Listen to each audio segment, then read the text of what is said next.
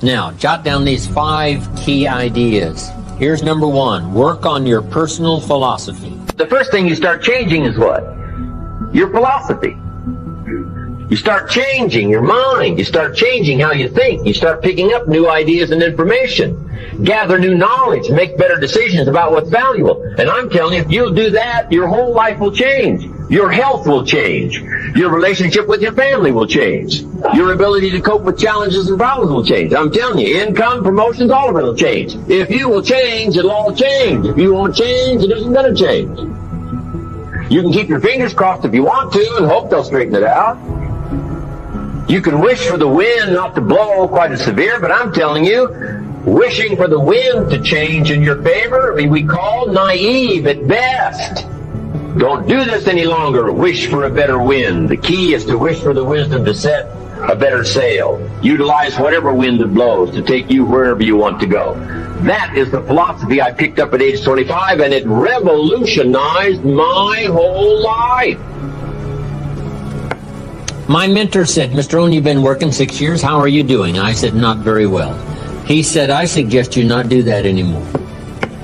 He said, couldn't we go over the last 6 years and find out where your errors in judgment were? And couldn't we correct those and invest that correction in the next 6 years? I said, I guess we could. That's how I went from pennies to forks. Incredible. Only humans can do this.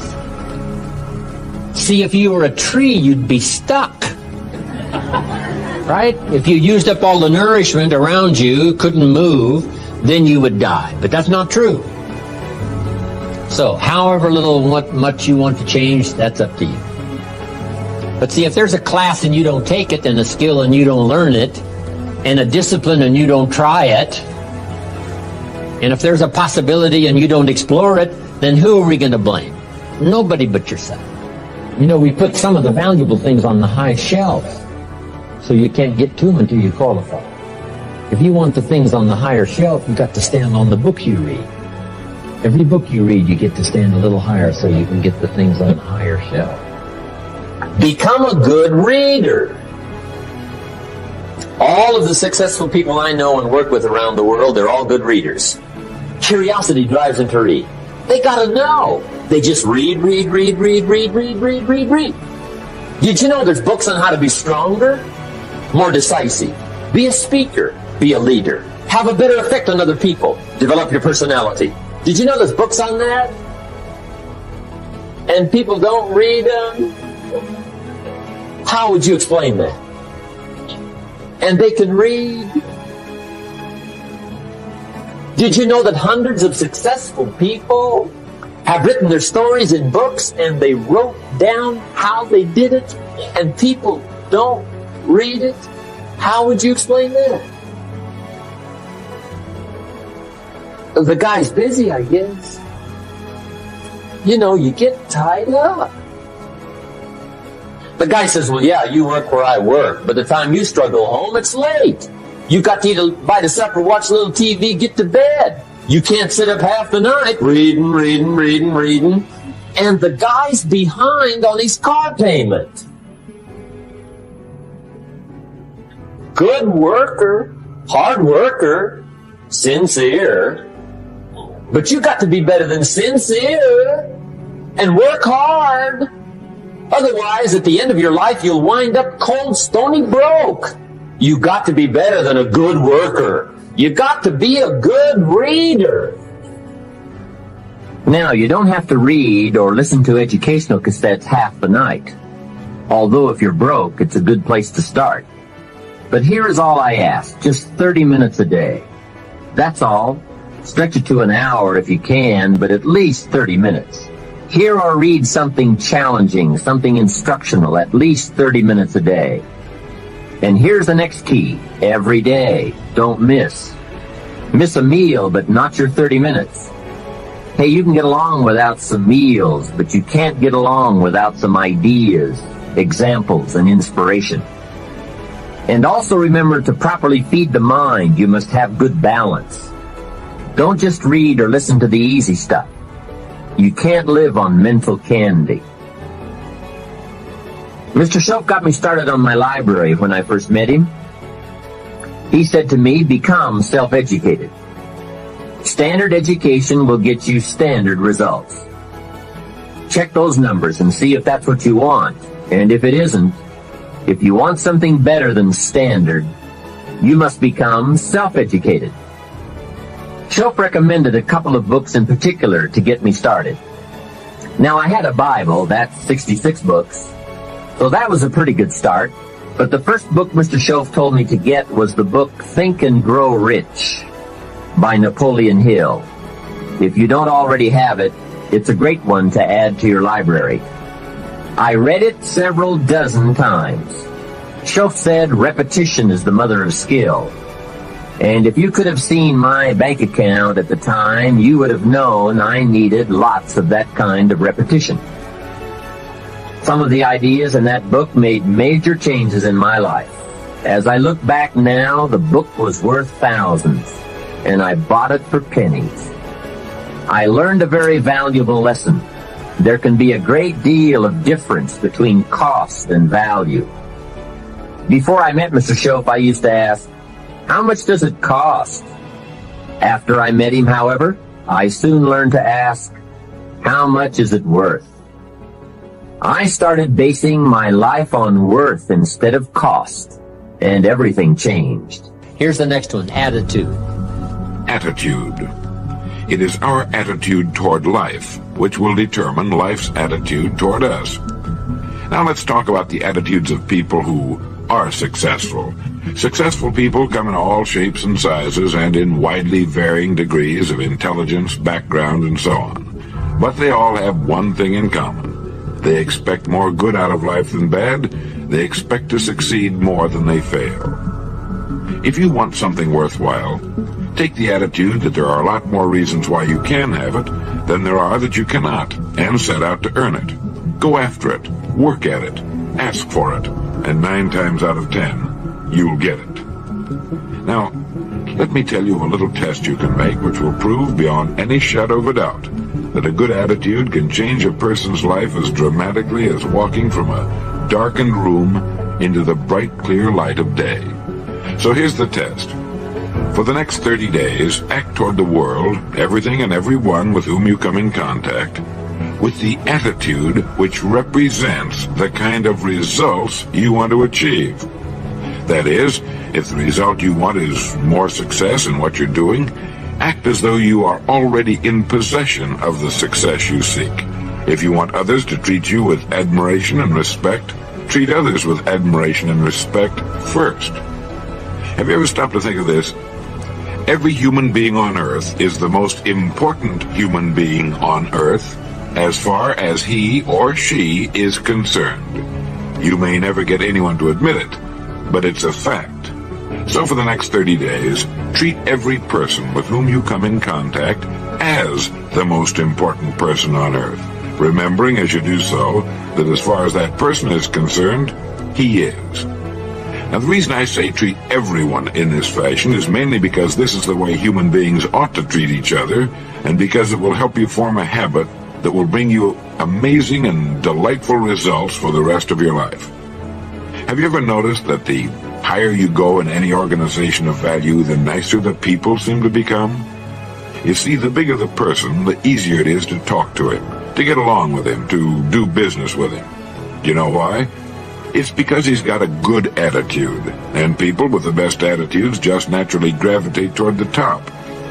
So for 30 days, act toward others and the world at large in exactly the same manner you want the world and others to act toward you.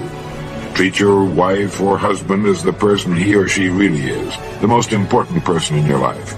The same with the children. Carry out into the world each morning for 30 days the kind of attitude you would have if you were the most successful human being on earth. And notice how it quickly develops into an habitual attitude. When a person does this, he should realize he has already placed himself on the road to what he seeks. He is right now in the top 5% of the people in this or any other country. He has prepared the ground and planted the seed. He has made of himself a magnet, an embodiment of that which he seeks. Before metal can be cast into a desired shape, the mold, the expectant receptacle, must first be fashioned. Before a building can be erected, the excavation must be made and the foundation laid. And before a person can achieve the kind of life he wants, he must become that kind of individual. He must think, act, talk, walk, and conduct himself in all of his affairs as would the person he wishes to become. He is then actually that person, and the things that person would have and do will naturally come to him. Almost immediately, a change will be noticed. Irritations that used to frustrate and annoy disappear. When some less informed individual gives you a bad time, stay on the track. When someone cuts in front of you with his car or acts in any other manner that shows his ignorance and lack of courtesy, don't permit yourself to drop to his level. Pity him, for that's what he really deserves. That's the very group a person doesn't want to belong to. And if he acts like them, well, let's face it, he belongs with them. There's nothing in the world that men, women, and children want and need more than the feeling that they're important, that they're needed and respected. They will give their love, their affection, their respect, and their business to the person who fills this need. So the magic word is attitude.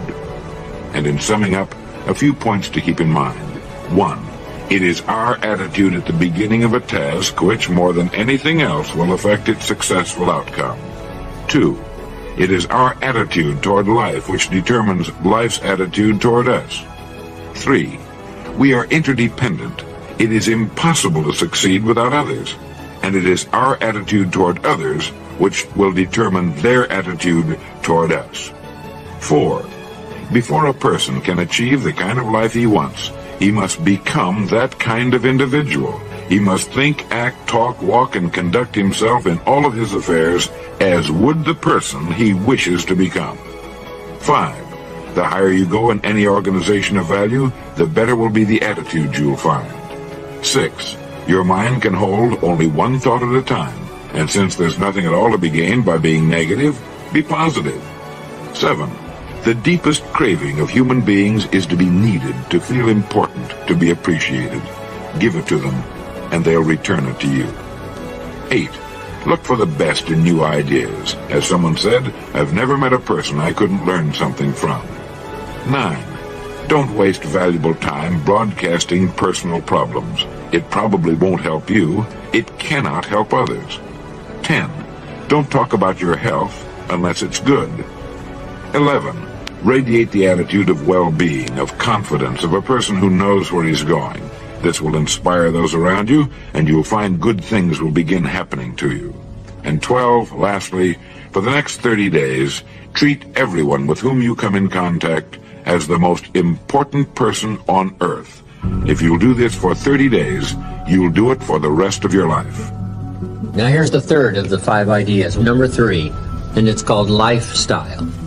Because the essence of life is not a Ferrari or a bank account. It's not $1 million. Here's the essence of life. Learning to live a good life. Don't just learn how to earn, learn how to live. Mr. Shove taught me lifestyle in those early days, starting with small amounts. He said, imagine that you're getting your shoes shined, and the shoe shine boy has done a fabulous job. So you pay him for the shine. Now you consider from the change in your hand what kind of tip to give him. And the question pops into your mind, shall I give him 1 quarter or 2 quarters for my neat shine?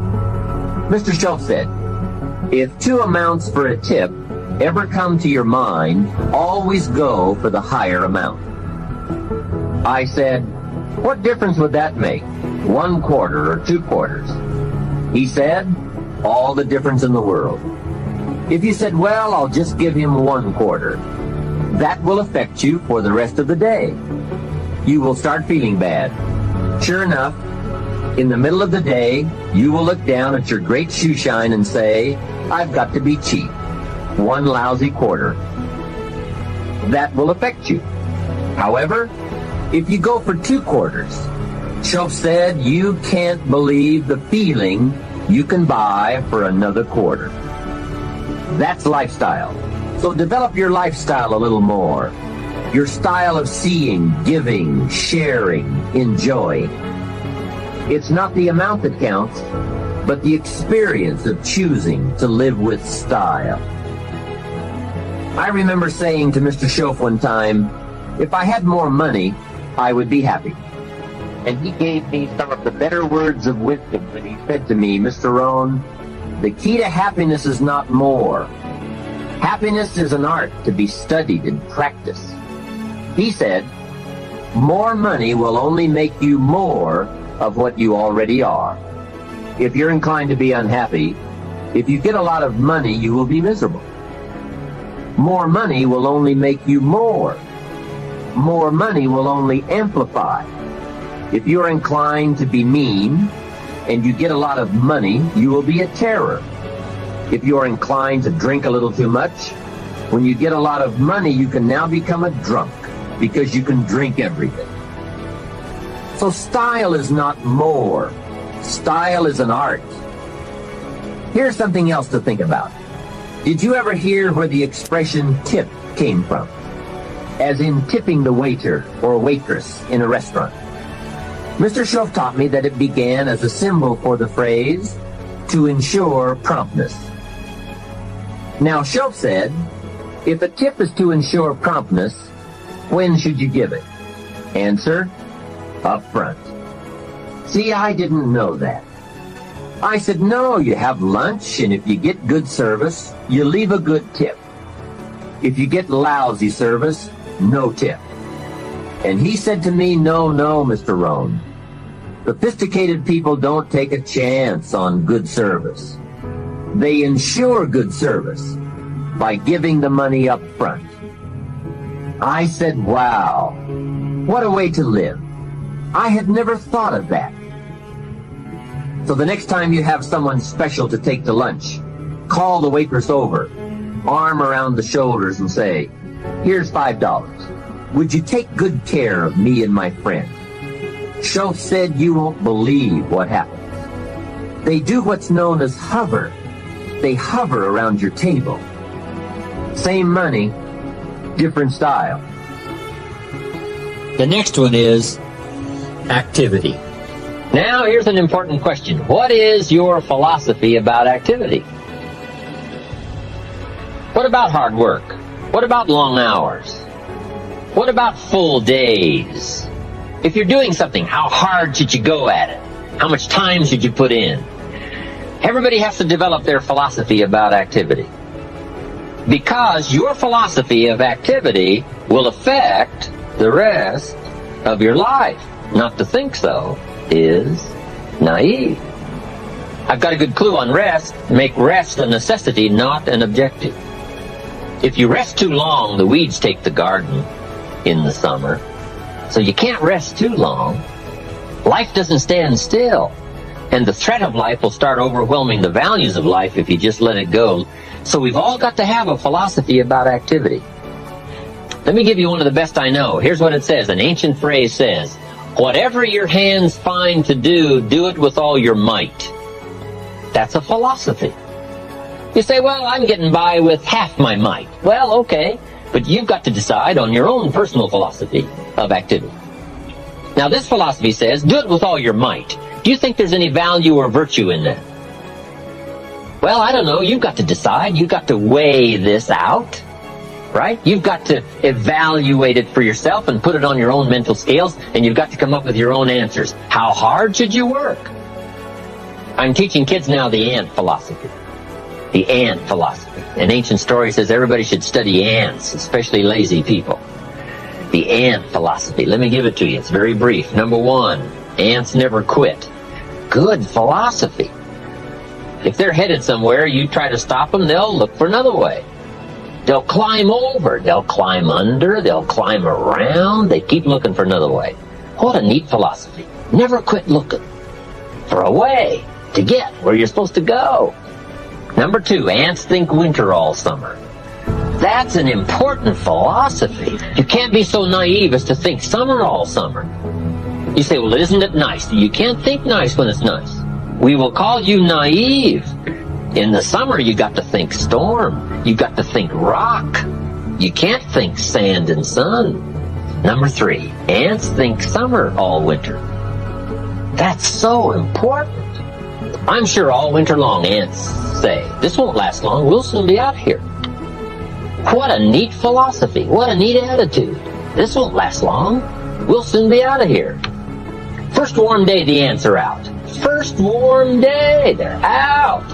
They can't wait to get out. What a neat philosophy, can't wait to get at it. We teach in leadership skills. Average people look forward to getting off. Successful people look forward to getting on with it. The guy doesn't want off, he wants on. And that's what starts to transform his life. Into the doing, into the activity. Now here's the last of the ant philosophy. How much will an ant gather during the summer to prepare for the winter? Answer, all he possibly can. What an incredible philosophy, the all you possibly can philosophy. A group of psychiatrists invited me to come and lecture in Los Angeles. I never graduated from college, but they wanted to hear my story, so I go talk to the psychiatrists. Then in the middle of my talk, I had the audacity to say, ladies and gentlemen, let me tell you what I think most messes with the mind. They said, what do you think most messes with the mind? I said, I think it is simply doing less than you can. Messes with the mind. It causes all kinds of psychic damage, I think. Simply being less than you can be. Doing less than you could do. Trying less than you could try. Doing it with less enthusiasm than you could. I think it somehow damages the mind. It damages our self-image. Because here's what I've discovered happens.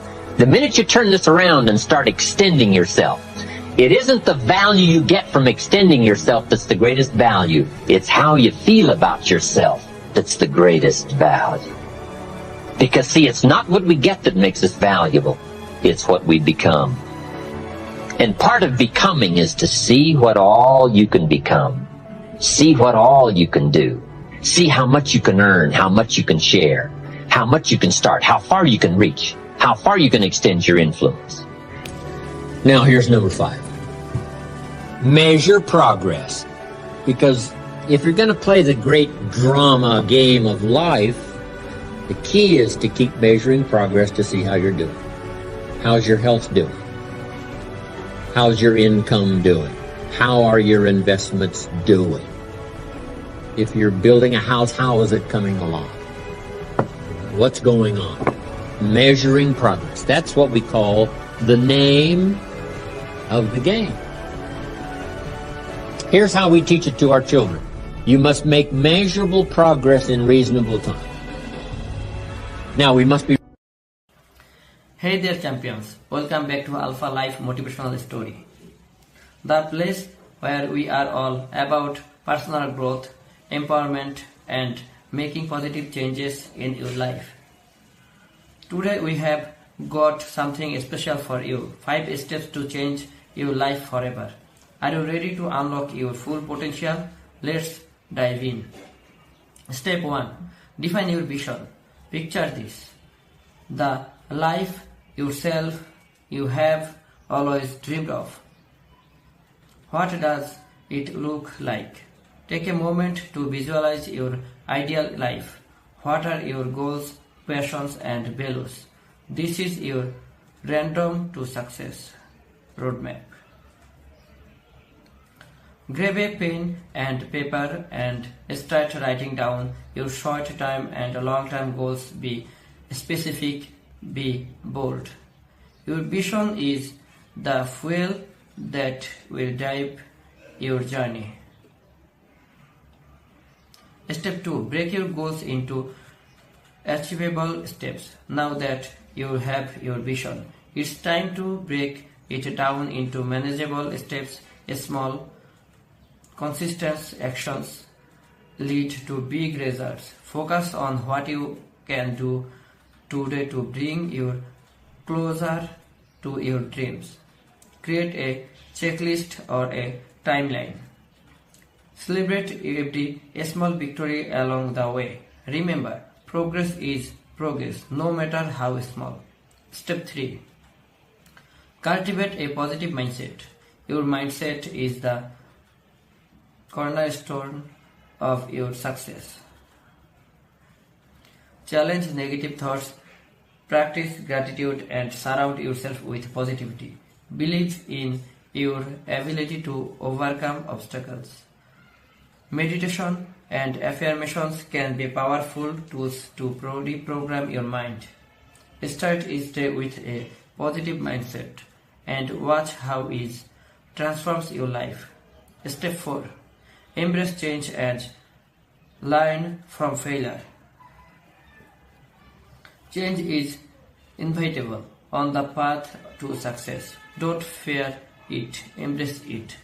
Failure is not the end, it's a lesson. Learn from your setbacks, adapt, and keep moving forward. I have faced my fair share of failure, but each one taught me something valuable. It's not about avoiding failure, it's about bouncing back stronger each time. Step 5. Surround yourself with supportive people. Success is a team sport. Building a network of positive, like-minded individuals who uplift and inspire you. Share your journey with those who genuinely want to see you succeed. Whether it's friends, family, or an online community, having a support system makes the journey more enjoyable and rewarding. You don't have to do it alone. And there you have it, champions. 5 steps to change your life forever. Remember, transformation is a journey, not a destination. Start today, take one step at a time, and watch your life unfold into a masterpiece you have always envisioned. If you found this video helpful, don't forget to like, subscribe, and hit the notification bell for more empowering content. Until next time, keep striving